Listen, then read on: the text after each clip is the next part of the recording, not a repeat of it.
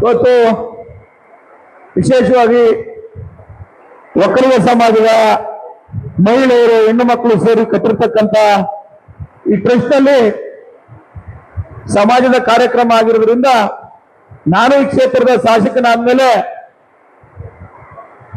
ನಾನು ಸಮಾಜಕ್ಕೆ ಮಾಡಿರ್ತಕ್ಕಂಥ ಕೆಲಸವನ್ನ, ಈ ಕ್ಷೇತ್ರಕ್ಕೆ ಮಾಡಿರ್ತಕ್ಕಂಥ ಸೇವೆಯನ್ನ, ಮಾಡ್ತಾ ಇರ್ತಕ್ಕಂಥ ಸೇವೆಯನ್ನ ನಾನು ಇಷ್ಟೆಲ್ಲ ನಿಮ್ಮ ವಿದ್ಯಾವಂತ ಹೆಣ್ಮಕ್ಳು ಮಹಿಳೆಯರು ಸೇರಿದಾಗ ಹೇಳಲೇಬೇಕಾಗ್ತದೆ. ಹೇಳಲಿಲ್ಲ ಅಂದ್ರೆ ಅದು ತಪ್ಪಾಗ್ತದೆ.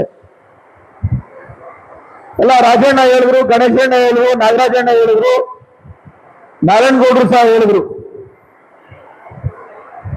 ನಾನೇನ್ ಹೇಳ್ತೀನಿ ಅಂತ ಅಂದ್ರೆ ಕೆಲವೊಂದು ರಾಜಕೀಯದ ವಾಸ್ತವತೆಯನ್ನು ಸಹ ಮಾತಾಡಬೇಕಾಗ್ತದೆ. ಈ ಸಂದರ್ಭದಲ್ಲಿ ನಾನು ಈ ಕ್ಷೇತ್ರದಲ್ಲಿ ಕಾಂಗ್ರೆಸ್ ಪಕ್ಷದ ಅಭ್ಯರ್ಥಿ ಆಗಬೇಕು, ಅಭ್ಯರ್ಥಿ ಆಗಿ ಪಕ್ಷವನ್ನ ಸಂಘಟನೆ ಮಾಡತಕ್ಕಂಥ ಸಂದರ್ಭದಲ್ಲಿ ನಾನು ಅಷ್ಟೇ ವಿದ್ಯಾವಂತನಾಗಿ ಕ್ಷೇತ್ರವನ್ನ ಸುತ್ತಾಡ್ತಾ ಇರಬೇಕಾದಂತ ಸಂದರ್ಭದಲ್ಲಿ ಕಾಂಗ್ರೆಸ್ ಪಕ್ಷಕ್ಕೆ ಯಾರು ಅನ್ಯತಾ ಭಾವಿಸಬಾರ್ದು, ವಾಸ್ತವ ಮಾತಾಡ್ತೀನಿ.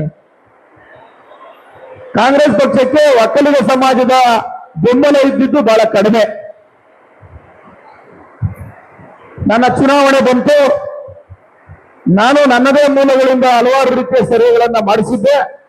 ನಾನು 1.25 ವರ್ಷ ಈ ಕ್ಷೇತ್ರದಲ್ಲಿ ಪಕ್ಷ ಕಟ್ಟಲಿಕ್ಕೆ ನಮ್ಮ ಮುಖಂಡರು ಕಾರ್ಯಕರ್ತರ ಜೊತೆ ಪ್ರತಿ ಹಳ್ಳಿಯನ್ನ ಸುತ್ತಿದ್ದೆ. ಆ ಸುತ್ತಿರ್ತಕ್ಕಂಥ ಸಂದರ್ಭದಲ್ಲಿ ಕಾಂಗ್ರೆಸ್ ಪಕ್ಷದ ಹಿಂದೆ ಮತ ಕೊಟ್ಟಿದ್ದಿರ್ಬೋದು, ಹಿಂದೆ ಶಾಸಕರನ್ನಾಗಿ ಮಾಡಿದ್ದಿರ್ಬೋದು. ಒಕ್ಕಲಿಗ ಸಮಾಜ ಭಾವನಾತ್ಮಕ ಹಿನ್ನೆಲೆಯಲ್ಲಿ ಜೆಡಿಎಸ್ ಪಕ್ಷದ ಜೊತೆ ಇದ್ದಿದ್ದನ್ನ ನಾನು ನೋಡಿದ್ದೆ. ಅದು ಇಂದಿನ ಫಲಿತಾಂಶಗಳಲ್ಲೂ ಅದು ಸಾಬೀತಾಗಿತ್ತು. ಆದರೆ ನನ್ನ ಚುನಾವಣೆಯಲ್ಲಿ 2023ರಲ್ಲಿ ನಡೆದಂತ ಚುನಾವಣೆಯಲ್ಲಿ ನೆಲಮಂಗಲ ವಿಧಾನಸಭಾ ಕ್ಷೇತ್ರದಲ್ಲಿ ಒಕ್ಕಲಿಗ ಸಮಾಜದ ಮತಗಳು ನನಗೆ 50%ಕ್ಕಿಂತ ಹೆಚ್ಚು ಮತಗಳನ್ನ ಕೊಟ್ಟು ಆಶೀರ್ವಾದ ಮಾಡಿರ್ತಕ್ಕಂಥದನ್ನ, ಆ ಋಣವನ್ನ ನಾನಿಲ್ಲಿ ಸ್ಮರಿಸಲೇಬೇಕಾಗ್ತದೆ. ಇವತ್ತು ಒಕ್ಕಲಿಗ ಸಮಾಜದ ಋಣ ನನ್ನ ಮೇಲಿದೆ. ಆ ಋಣ ಇದೆ ಅಂತ ಹೇಳಿ ಕೇವಲ ನಾನು ಭಾಷಣ ಮಾಡಿಬಿಟ್ಟು ನಿಮ್ ಕೈ ಚಪ್ಪಾಳೆ ಹೊಡೆಸ್ಕೊಂಡು ಹೋಗ್ಬಿಟ್ರೆ ಬೇರೆ ಬೇರೆ ಇರ್ತಾರ, ಅದು ಸಾರ್ಥಕತೆ ಇರ್ತದ? ನಾನು ಸುಳ್ಳು ಹೇಳ್ಬೋದು, ಭಾಷಣ ಮಾಡ್ಬೋದು, ನಿಮ್ಗೆ ಸಂತೋಷ ಪಡಿಸ್ಬಿಟ್ಟು ಹೊಟ್ಟೋಗ್ಬಿಡ್ಬೋದು. ಆದರೆ ಆ ಜಯಮಾನ ನಂದು ಮತ್ತು ನನ್ನ ಪಕ್ಷದಲ್ಲ. ಸನ್ಮಾನ್ಯ ಡಿ.ಕೆ. ಶಿವಕುಮಾರ್ ಅವರು ನನಗೆ ನಮ್ಮ ಪಕ್ಷದ ಇತರ ಶಾಸಕರುಗಳಿಗೆ ಹೇಳಿರ್ತಕ್ಕಂಥದ್ದು ಇಷ್ಟೇ: ನೀವು ಕೇವಲ ಭಾಷಣ ಮಾಡ್ತಕ್ಕಂಥ ಶಾಸಕರಾಗಿರಬಾರ್ದು, ಕೆಲಸ ಮಾಡಿರ್ತಕ್ಕಂಥ ಋಣ ತೀರಿಸ್ತಕ್ಕಂಥ ಶಾಸಕರುಗಳಾಗಬೇಕು ನೀವು ನಿಮ್ಮ ಕ್ಷೇತ್ರದಲ್ಲಿ ಅಂತ. ನಿಮ್ ಋಣ ಇದೆ ಅಂತ ಭಾಷಣ ಮಾಡೋದ್ರೆ ಏನು ಸಾರ್ಥಕ ಪ್ರಯೋಜನಕ್ಕೆ ಬರೋದಿಲ್ಲ. ಗಾದೆ ಹೇಳ್ತಾರೆ, ಮಂತ್ರಕ್ಕೆ ಮಾವಿನಕಾಯಿ ಇರೋದಿಲ್ಲ ಅಂತ. ಮಾವಿನಕಾಯಿ ಇರೋದು ಯಾವಾಗ?